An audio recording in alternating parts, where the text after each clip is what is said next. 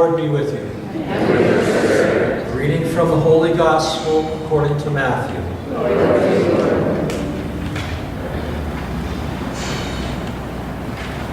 After he had fed the people, Jesus made the disciples get into a boat and precede him to the other side, while he dismissed the crowds. After doing so, he went up on the mountain by himself to pray. When it was evening, he was there alone. Meanwhile, the boat, already a few miles offshore, was being tossed about by the waves, for the wind was against it. During the fourth watch of the night, he came toward them, walking on the sea. When the disciples saw him walking on the sea, they were terrified. "It is a ghost," they said. They cried out in fear. At once, Jesus spoke to them. "Take courage, it is I, do not be afraid." Peter said to him in reply, "Lord, if it is you, command me to come to you on the water." He said, "Come." Peter got out of the boat and began to walk on the water toward Jesus. But when he saw how strong the wind was, he became frightened and began to sink, and he cried out, "Lord, save me." Immediately Jesus stretched out his hand and caught Peter and said to him, "O you of little faith, why did you doubt?" After they got into the boat, the wind died down.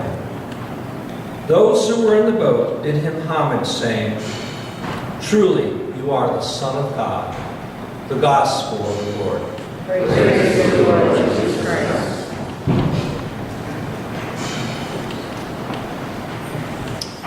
We all have fears of one kind or another, even though we may not want to admit it.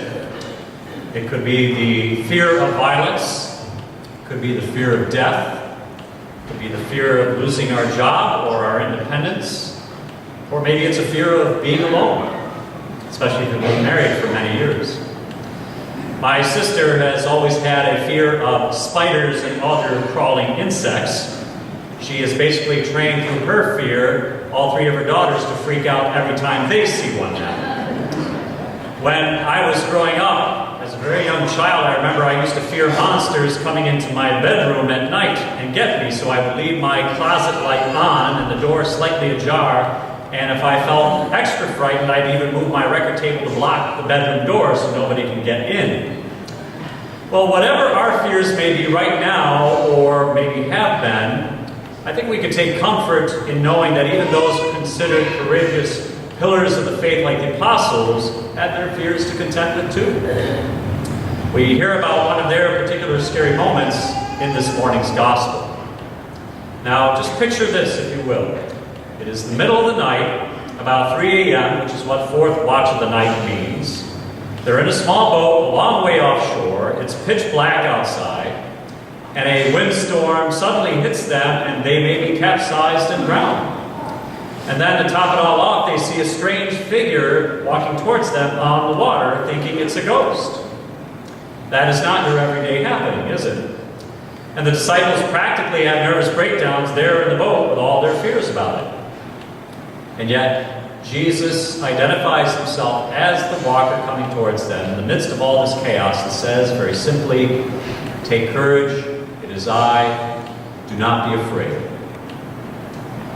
You know, I once saw a sign on a building as I was driving by it which read this: "Courage is not the absence of fear, rather it is the control of it." And how true that is. And Jesus clearly takes control of this whole messy scene which seems to be out of control. And with all the chaos of storming around the scared disciples, Jesus calms them down and all becomes quite peaceful everywhere around him. And this really symbolizes Jesus as being the true source of peace for all of humanity, and for us especially. Now, notice something peculiar. Notice when Peter tries to cure his own fears by obeying what Jesus says to come out to him and walk on the water, Peter does fine, walking on the water, so long as he keeps his eyes solidly on Jesus.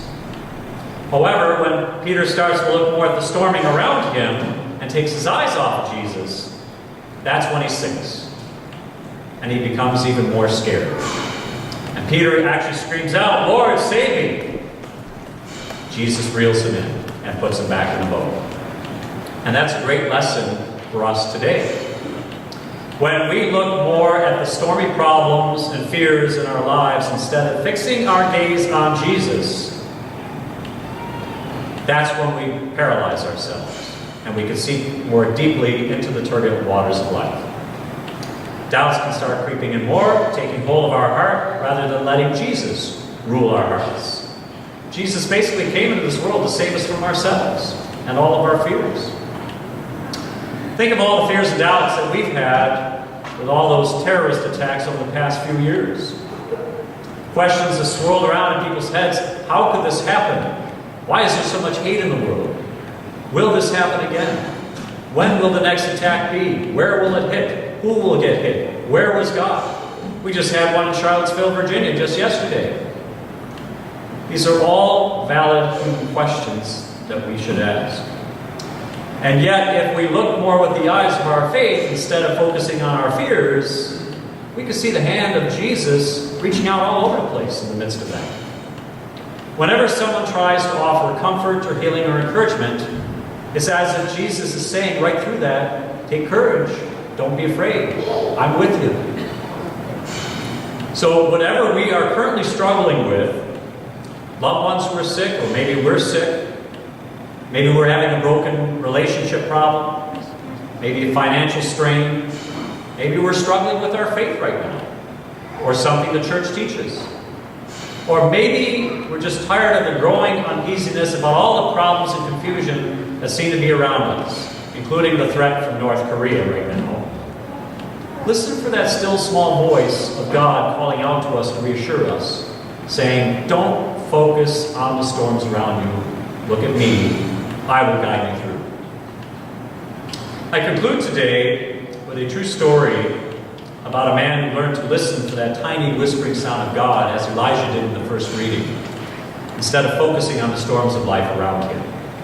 His name is Brett Butler, who played Major League Baseball for about 16 seasons. Now, Brett's story isn't really about sports, it's more about the power of faith, triumph over adversity. He was in his 15th Major League season playing for the Los Angeles Dodgers, when on May 6th of 1996, he received news that really shook him up. He was diagnosed with a rare cancer of the tonsils. And doctors told Brett that he would have about an 85% chance of recovering from this, but his playing days were over. And Brett came face to face with the prospect he might die from this. How could this be, he wondered. Didn't seem fair. He was only 40 years old, he had a loving wife, 4 kids under the age of 15, and a very successful baseball career. And he had a strong faith in Christ, but with this stormy news, he was very mad at God. And yet, instead of becoming bitter and disheartened, Brett realized more than ever that God loved him through all those better and worse times. Brett once said this in an interview, and I quote, "If you're going to accept the good that God gives you, you've got to accept the bad too." End quote. Brett realized that things may not have gone the way that he hoped or planned for, but he believed that Jesus would see him through. And one night, something very special happened to him at home.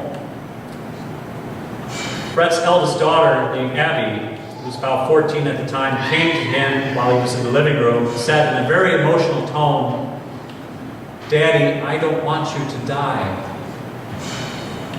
Brett tried to reassure her and said, "Honey, I don't think I'm going to die." And then Abby said something that totally blew him away. "Daddy, I prayed and asked God to give me your cancer. I know that I can handle the pain, but I can't stand to see you in pain. Isn't that precisely what Jesus Christ says to us through his going through all that pain out of love for us, only to rise above it all eventually? Christ shares our burdens with us to help us along every step of the way, especially when we don't think we can go on anymore. And by the way, a little footnote, Brett Butler did recover and was back in the Dodger lineup later that season, greeted by an inspiring standing ovation from the hometown fans at Dodger Stadium. This is the kind of love we celebrate every single time we come to Eucharist. That God's love is stronger than any storms or problems in our life. Christ proved that through dying and rising for us. So remember what Christ tells us through a very well-known hymn that we've sang here many times before. Be not afraid, I go before you always. Come, follow me, and I will give you rest.